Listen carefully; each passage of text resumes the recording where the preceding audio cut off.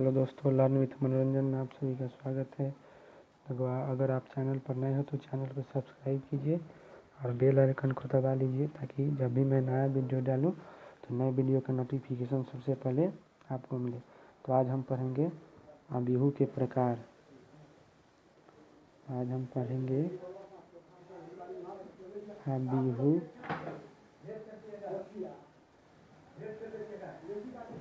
अबिहू के प्रकार। तो देखिए, सबसे पहले है वर्ग अबिहू पढ़ेंगे कि यहाँ पर वर्ग अबिहू क्या होता है। वर्ग अबिहू होने के लिए कंडीशन है कि पंक्तियों की संख्या एवं स्तंभों की संख्या दोनों क्या होना चाहिए, बराबर होना चाहिए। तो चलिए एक अबिहू बना लेते हैं। यहाँ पर होगा 2, यहाँ पर 4, यहाँ पर 6, यहाँ पर 8, यहाँ पर 10, यहाँ पर 12, यहाँ पर 14, यहाँ पर 16, यहाँ पर 18। तो देखिए यहाँ पर अब देखेंगे कि पंक्ति की संख्या कितना है। तो क्या होता है, ऐसे जो रहता है उसे पंक्ति कहते हैं। तो पंक्ति की संख्या 1, तो इस लाइन में रहता है उसे पंक्ति कहते हैं। तो यहाँ पर पंक्ति की संख्या 2, यहाँ पर 3। तो पंक्ति की संख्या कितना हो गया, 3। अब यहाँ पर हम देखेंगे क्या, तो स्तंभ की संख्या देखेंगे।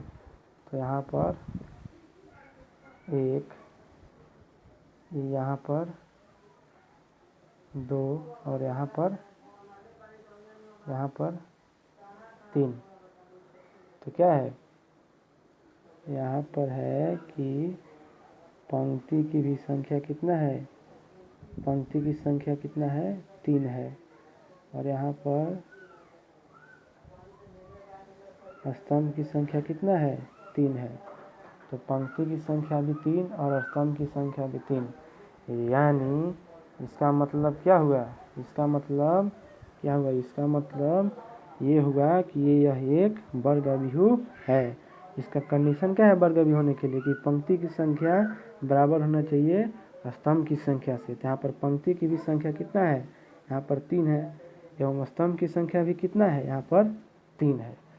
तो चलिए मैं आशा करता हूँ कि आप लोगों को समझ में आ गया होगा कि वर्ग अबिहू यहाँ पर क्या है। देखिए यहाँ पर एक क्वेश्चन दे देता है।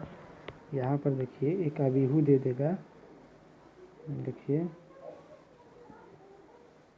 यहाँ पर एक अबिहू दे देगा और यहाँ पर ऑप्शन में दे देगा कि m बराबर n। ठीक है, यहाँ पर दे देगा n not equal to m। यहाँ पर दे देगा m बराबर 2 और 4 में n बराबर 3 और पूछ देगा कि वर्ग अबिहू के लिए कौन सा ऑप्शन सही है।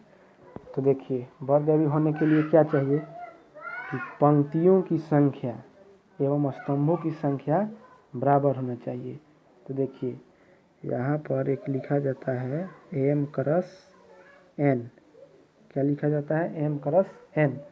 तो देखिए यहाँ पर इसको सबसे पहले जो होता है उसे हम बोलते हैं पंक्ति, उसे बोलते हैं हम पंक्ति, और जो बाद में होता है उसे हम बोलते हैं स्तंभ। ठीक है, तो आपको ये समझ में आ गया होगा कि m क्रॉस n का मतलब क्या है। तो यहाँ पर देखिए, यहाँ पर अगर हम लेते हैं 2, 4, क्या लेते हैं 2, 4 और यहाँ पे लिखते हैं 6, 8। तो यहाँ पर पंक्तियों की संख्या क्या है, यहाँ पर पंक्तियों की संख्या 1। यहाँ पर क्या है, यहाँ पर है 2 पंक्तियों की संख्या। अब यहाँ पर देखते हैं स्तंभों की संख्या। तो स्तंभ की संख्या कितना है, 1, यहाँ पर 2। तो क्या है, यहाँ पर पंक्तियों की संख्या भी यहाँ पर 2 है और स्तंभों की संख्या भी क्या है, यहाँ पर 2 है। यानी क्या है, पहले क्या आता है पंक्ति, तो पंक्ति की संख्या कितना है 2, और यहाँ पर स्तंभ की कितना संख्या है 2, तो क्या है दोनों बराबर है। तो यहाँ पर क्या ऑप्शन दिया है m = n, क्या दिया है m = n। इसका मतलब क्या हुआ कि पंक्ति की संख्या भी 2 है और यहाँ पर स्तंभ की संख्या भी 2 है, तो 2 = 2, तो ऑप्शन कौन सा होगा, ये वाला होगा। तो ऐसे ही ऑब्जेक्टिव में आपको ऐसा ही क्वेश्चन पूछ देगा। तो चलिए आगे बढ़ते हैं। दूसरे बिहू के प्रकार पर, तो देखिए दूसरा है क्षैतिज, दूसरा है क्षैतिज बिहू।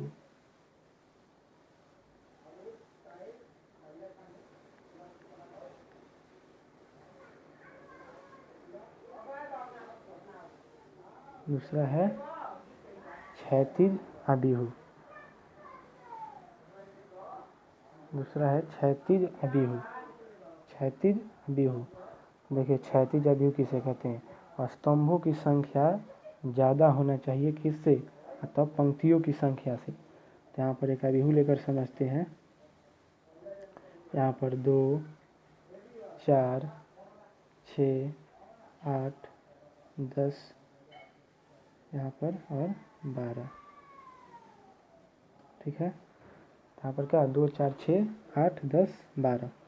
यहाँ पर देखिए कंडीशन क्या दिया हुआ है, कंडीशन ये दिया गया है कि स्तंभों की संख्या ज़्यादा होना चाहिए पंक्तियों की संख्या से। पंक्ति की संख्या देखेंगे, पंक्ति की संख्या 1, यहाँ पर क्या है 2, और स्तंभ की संख्या कितना है, यहाँ पर है सॉरी, यहाँ पर कितना है 1, यहाँ पर कितना है 2, यहाँ पर कितना है तो 3। तो क्या होना चाहिए, स्तंभ की संख्या ज़्यादा होना चाहिए पंक्तियों की संख्या से। स्तंभ की संख्या कितना है, स्तंभ की संख्या 3 है और पंक्तियों की संख्या कितना है 2 है। तो क्षैतिज बिहू के लिए क्या होना चाहिए कि स्तंभ की संख्या ज़्यादा होना चाहिए। तो यहाँ पर स्तंभ की संख्या 3 है, सॉरी यहाँ पर स्तंभ की संख्या 3 है और पंक्ति की संख्या 2 है। तो पंक्ति की संख्या से क्या है स्तंभ की संख्या ज़्यादा है, इसलिए क्या है यह एक क्षैतिज बिहू है। चलिए अगला देखते हैं उदग्र बिहू। अगला उदग्र बिहू, अगला देखते हैं उदग्र बिहू। अगला उदग्र बिहू, तो देखिए उदग्र बिहू क्या है, यहाँ पर होना चाहिए पंक्तियों की संख्या ज़्यादा होना चाहिए किससे, स्तंभों की संख्या से। पंक्तियों की संख्या ज़्यादा होना चाहिए स्तंभों की संख्या से। तो एक बिहू लेकर इसको भी समझते हैं। यहाँ पर लेंगे 3, 4, 5, 6, 7, 8। तो यहाँ पर देखिए 1, 2, 3, यानी क्या है यहाँ पर पंक्तियों की संख्या, यहाँ पर पंक्तियों की संख्या कितना है 3 है। और यहाँ पर स्तंभ की संख्या यहाँ पर क्या है, और स्तंभ की संख्या देखेंगे यहाँ पर तो क्या है, स्तंभ की संख्या है 1 और यहाँ पर 2। तो स्तंभ की संख्या कितना है 2। तो पंक्ति की संख्या ज़्यादा होना चाहिए किससे, स्तंभ की संख्या से। उदग्र बिहू के लिए होना, उदग्र बिहू तभी होगा जब पंक्ति की संख्या ज़्यादा हो किससे, स्तंभ की। यहाँ पर ज़्यादा है स्तंभ की संख्या से, तो यह कौन सा बिहू है, यह एक उदग्र बिहू है। चलिए आगे देखते हैं। अब आगे देखेंगे पंक्ति बिहू कि पंक्ति बिहू क्या है, पंक्ति बिहू क्या है। देखिए केवल एक पंक्ति हो उसे क्या कहते हैं, पंक्ति बिहू। एक चलिए बिहू से पुनः समझते हैं। देखिए इसमें केवल एक पंक्ति होना चाहिए, जैसे 2, 4, 6। तो इसमें पंक्ति कितना है, पंक्ति 1 ठो है, पंक्ति 1 ठो है, तो क्या है पंक्ति बिहू है। लेकिन इसमें क्या है बिहू, सॉरी यहाँ पर स्तंभ क्या है, 1 2 3।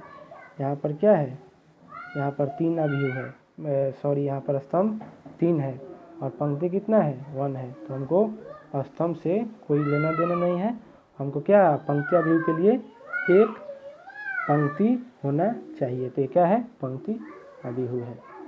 चलिए अगला देखते हैं, स्तंभ अवयव। स्तंभ अवयव, देखिए स्तंभ के लिए केवल एक स्तंभ होना चाहिए। स्तंभ के लिए क्या होना चाहिए, केवल एक स्तंभ होना चाहिए। जैसे 2 4 6। तो यहाँ पर क्या है, यहाँ पर स्तंभों की संख्या कितना है, 1 है। स्तंभों की संख्या 1 है। पंक्ति भले कितना है, 3 है, 1 पंक्ति 2 पंक्ति 3 पंक्ति, और लेकिन स्तंभ की संख्या 1 है। तो स्तंभ अवयव के लिए 1 चाहिए। तो स्तंभ की संख्या कितना है, 1 है। स्तंभ की संख्या 1 है, तो क्या है, ये है स्तंभ अवयव। चलिए तो अगला देखते हैं, विकर्ण अवयव। विकर्ण अवयव, विकर्ण अवयव क्या है, यहाँ पर देखिए विकर्ण अवयव। विकर्ण अवयव के लिए सबसे पहले वर्ग अवयव होना चाहिए। वर्ग अवयव क्या है, तो कॉलम सॉरी यहाँ पर पंक्ति और स्तंभ क्या होना चाहिए, पंक्ति और स्तंभ की संख्या क्या होना चाहिए, तो बराबर होना चाहिए। तो यहाँ पर लेते हैं 2 4 6 8 10 12 14 16 18। ठीक है। तो यहाँ पर क्या है, यहाँ पर है 1, यहाँ पर 1 2 3, यानी पंक्ति की संख्या भी 3 है और स्तंभ की संख्या 1 2 3। तो यहाँ पर क्या है, दोनों सेम है, यानी दोनों की संख्या सेम है। तो क्या है, एक वर्ग अवयव है। तो सबसे पहले विकर्ण अवयव होने के लिए एक वर्ग अवयव है, तो एक वर्ग अवयव है। और उसके बाद क्या होना चाहिए, देखिए उसके बाद यहाँ पर देखिए इसको शॉर्ट रूप में कैसे लिखेंगे, AIJ, AIJ, यहाँ पर यहाँ पर AIJ, यहाँ पर AIJ। तो देखिए AIJ इसका मतलब क्या होगा, ith रो, इसको क्या पढ़ेंगे, ith रो, और इसको jth कॉलम, इसको ith रो और इसको पढ़ेंगे jth कॉलम। तो यहाँ पर क्या होना चाहिए, यहाँ पर होना चाहिए कि I और J इजिकल टू क्या होना चाहिए, 0 होना चाहिए। कब, जब I not equal to J, I not equal to J, यानी I जब J के बराबर ना हो तो क्या होना चाहिए, ये 0 होना चाहिए, तभी क्या होगा, विकर्ण अवयव होगा। तो आइए समझते हैं तो इसके आगे। तो देखिए यहाँ पर एक हम अवयव ले लेते हैं, 1 11 सॉरी 1 1 1 1 2 1 3 1 2 1 1 2 2 1 2 3 1 3 1 1 3 2 1 3 3। तो यहाँ पर क्या होना चाहिए, यहाँ पर देखिए इसमें ये सबसे पहले हम आपको पहले ही बता दिए हैं, इसमें सबसे पहले क्या होता है, तो सबसे पहले होता है यहाँ पर पंक्ति, सबसे पहले होता है पंक्ति, सबसे पहले पंक्ति होता है, सबसे पहले क्या होता है, अतः पंक्ति होता है, सबसे पहले पंक्ति। और उसके बाद क्या होता है, ये सब उसके दूसरा का क्या होता है, दूसरा होता है स्तंभ, दूसरा होता है यहाँ पर स्तंभ। ठीक है। तो पहले इसमें सबसे पहले क्या होता है, पंक्ति, दूसरे के बाद स्तंभ होता है। तो यहाँ पर देखेंगे कि यहाँ पर देखेंगे कि क्या है, ये देखिए यहाँ पर 1 1, यानी क्या है, इसको क्या होना चाहिए, यहाँ पर होना चाहिए कि AIJ 0 होना चाहिए। कब ये 0 होगा, कि I नॉट इजिकल टू 0, जो IJ के बराबर अगर न हो, I क्या हो और J के बराबर नहीं होना चाहिए, तो वो क्या होना चाहिए, 0 होना चाहिए। अगर आई जे के बराबर ना हो तो उसे 0 होना पड़ेगा, तभी विकर्ण अभी बोलेंगे। यहाँ पर क्या है, आई और यहाँ पर जे, यहाँ पर आई और यहाँ पर जे, यहाँ पर क्या है, सेम है दोनों, तो इसको 0 होने की आवश्यकता नहीं है। यहाँ पर क्या हो 2 2, ये दोनों सेम है तो इसको 0 होने की आवश्यकता नहीं है, और इसको भी 0 होने की आवश्यकता नहीं है। अब देखिए यहाँ पर आई का मान क्या है 1 है, और यहाँ पर जे का मान क्या है 3 है, तो इसको क्या होना पड़ेगा, इसको 0 होना पड़ेगा। यहाँ पर जो भी संख्या होगा वो 0 होगा। यहाँ पर भी देखिए आई और जे का मान, यहाँ पर क्या है, आई का मान 2 है, यहाँ पर 3 है, इसको भी क्या होना पड़ेगा, इसको भी 0 होना पड़ेगा। ठीक है, तो आइए देखते हैं। मान लीजिए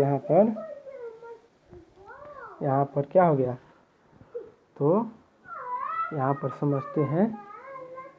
यहाँ पर तो सबसे पहले वर्ग भी लेना पड़ेगा। ठीक है, यहाँ पर 1 0 0 2। ठीक है, यहाँ पर क्या है, पंक्ति की संख्या 1 और यहाँ पर ही पंक्ति की संख्या 2 और स्तंभ की संख्या यहाँ पर 2, तो क्या है, दोनों बराबर है, तो क्या है, एक वर्ग अवयव है। और उसके बाद यहाँ पर क्या है, तो यहाँ पर 1 1, तो क्या है, यहाँ पर आई का मान 1 है, यहाँ पर जे का मान 1 है, तो इसको 0 होने की कोई आवश्यकता नहीं है। इसको क्या है, इसको 0 होने की आवश्यकता नहीं है। यहाँ पर क्या है, आई का, अब यहाँ पर क्या होता है, तो 1 2 होता है।